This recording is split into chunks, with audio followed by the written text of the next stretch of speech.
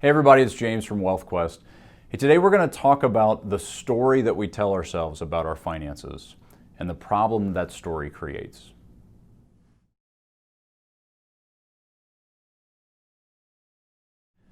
So I can't tell you the number of times that clients come in and they're telling me a story about the catastrophe that awaits, the way that it's all going to go wrong, the way that this news media has told them that the world is going to end and the market's going to crash, and they're rehearsing over and over in their mind the story of how they're going to fail.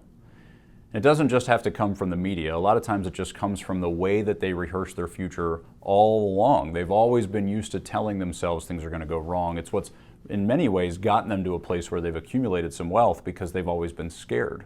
So they always save more than they need to. They always, hoard resources to make sure they're safe because they're rehearsing this story in their mind. And the problem is a lot of times that story becomes true. In their own mind, they're so convinced that they're absolutely right, that this is the truth. This isn't just a story they're telling themselves, this is reality.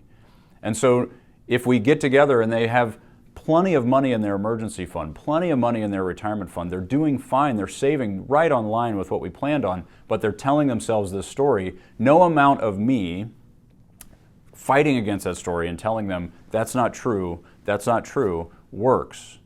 They're constantly rehearsing it so often that they just believe it.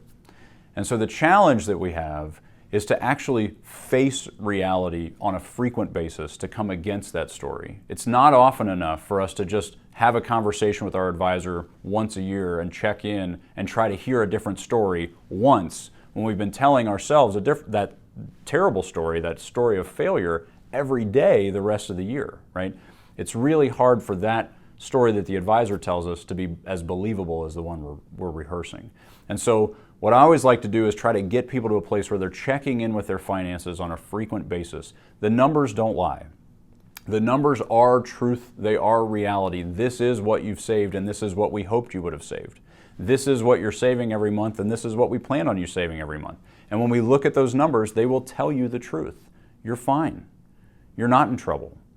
Or maybe they'll tell you the truth that you're not as good as you thought you were. Sometimes people rehearse a story that says, hey, I'm great, I'm doing fine, I don't need to worry about it. Well, maybe they should worry a little more. And so what we really need to do is get used to this process of testing our story and making sure that it is really rooted in reality rather than the emotion we have wrapped around our money. Either we're too scared and we're convinced we're going to fail, or we're not facing reality and we're doing things that are reckless.